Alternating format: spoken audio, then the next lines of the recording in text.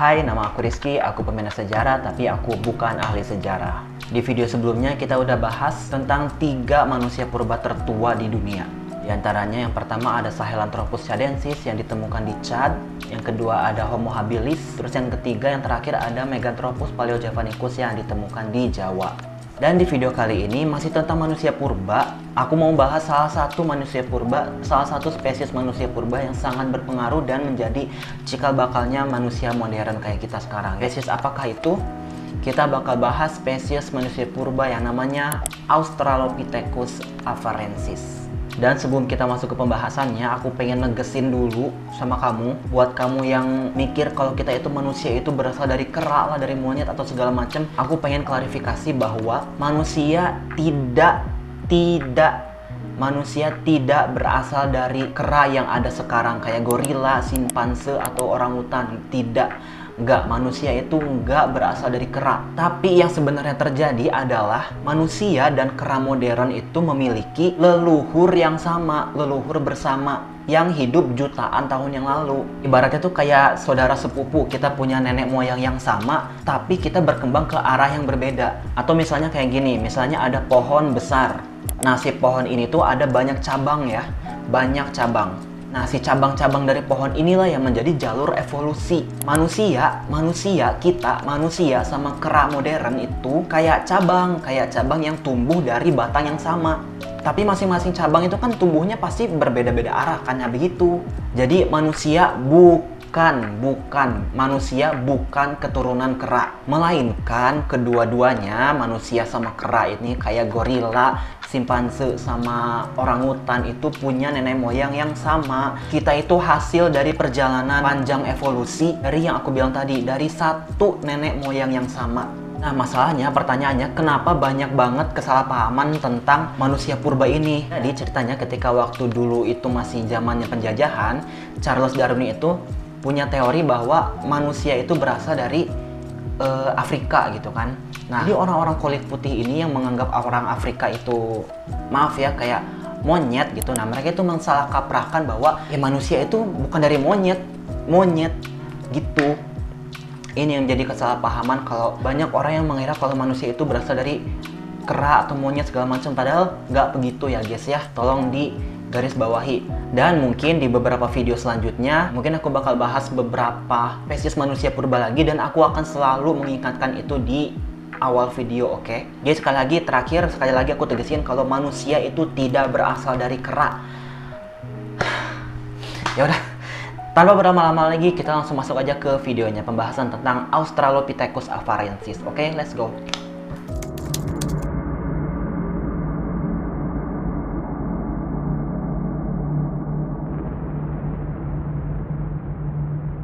Yang pertama kita bahas dulu tentang penamaan dari Australopithecus afarensis ini.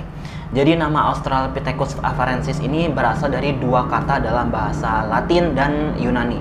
Yang pertama adalah Australo dari bahasa Latin yang artinya selatan, dan Pithekos dari bahasa Yunani yang artinya kera atau monyet. Sedangkan afarensis itu merujuk ke tempat mereka ditemukan, yaitu di lembah Afar, tepatnya di Ethiopia.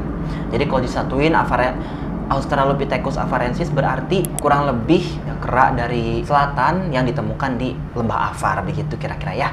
Australopithecus afarensis ini adalah spesies manusia purba yang hidup sekitar 3,9 juta sampai 2,9 juta tahun yang lalu di Afrika Timur, yaitu di Ethiopia.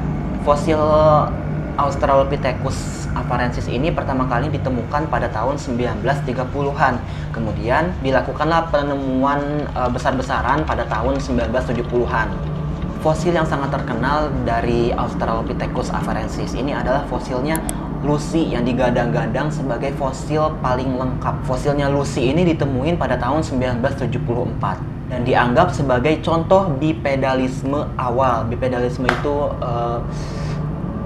jalan dengan 2 kaki gitu ya. Dari segi anatomi Australopithecus afarensis, mereka itu punya wajah yang lebih tinggi, alis yang tipis, dan rahangnya itu mereka tuh nonjol. Ukuran tengkoraknya pun mirip sama gorila betina, dan rahangnya mirip sama rahang gorila, meskipun rahang Australopithecus afarensis ini tidak sekuat rahang gorila.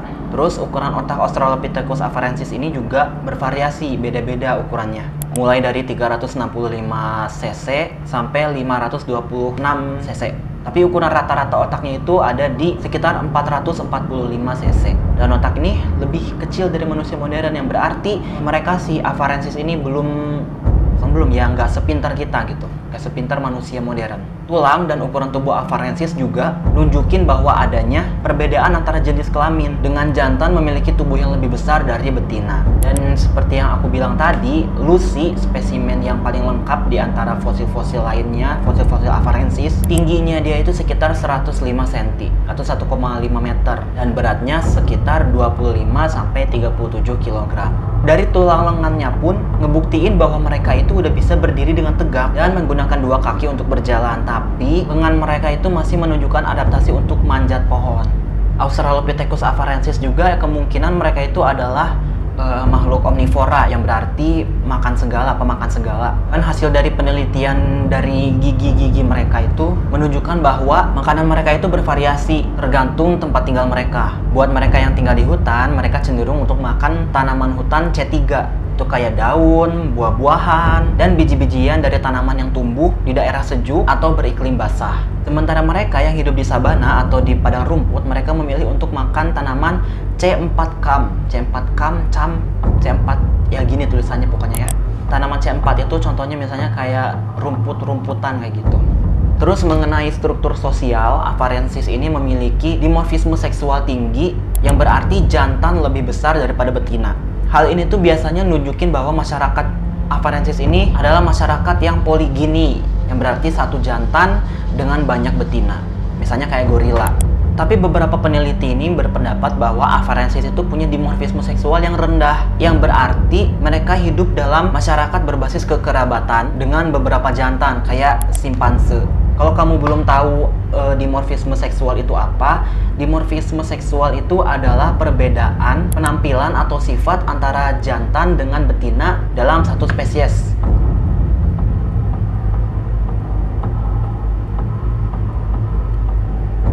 Jadi intinya perbedaan cowok sama cewek lah gitu. Terus ada juga penyakit dan gangguan yang diidap oleh Australopithecus afarensis ini. Seperti halnya spesies manusia awal yang lain, mereka itu banyak mengalami kejadian penyakit tulang yang kemungkinan disebabkan oleh adaptasi tubuh yang lebih cocok untuk memanjat pohon daripada berjalan tegak.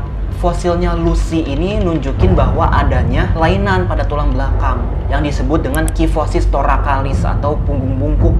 Dan terkait dengan kematiannya Lucy ini, ada yang bilang bahwa dia kemungkinan jatuh dari pohon, tapi juga bisa jadi karena serangan dari predator. Australopithecus afarensis ini sangat mampu beradaptasi dengan berbagai jenis lingkungan. Jadi mereka itu nggak pilih-pilih mau tinggal di mana aja. Karena kan mereka itu bersifat nomaden kan, tinggalnya berpindah-pindah. Jadi mereka nggak ngambil ribet, nggak ngambil pusing mau tinggal di mana aja. Yang penting mereka bisa tinggal, bisa nyari makan, dan persediaan makanan tuh masih terpenuhi. Mereka mau tinggal di padang rumput terbuka, mau di hutan, mau di gua, mau di tepi sungai, mau di semak-semak, pokoknya yang penting ada makanan aja. Hal ini dibuktikan dengan adanya berbagai jenis hewan yang juga ditemukan di tempat-tempat berbeda, yang besar kemungkinan mereka itu datang ke tempat yang banyak makanannya. Ketika tempat itu udah habis makanan, mereka pindah lagi ke tempat yang masih banyak makanan. Terus udah habis lagi, pindah lagi kayak gitu. Australopithecines atau rumpun dari spesies-spesies yang mirip dengan Australopithecus, mereka itu lebih suka tinggal di daerah dengan suhu yang rendah. Gak kayak kita manusia modern lebih suka di tempat yang suhunya lebih tinggi, lebih anget. Karena nggak ada situs Australopithecines yang ditemukan di bawah ketinggian 1000 meter. Rata-rata itu ada di atas 1000 meter. Dan mereka kemungkinan tinggal di daerah yang memiliki suhu rata-rata pada siang hari itu 25 derajat Celcius dan pada malam harinya sekitar 10 derajat sampai 5 derajat Celcius.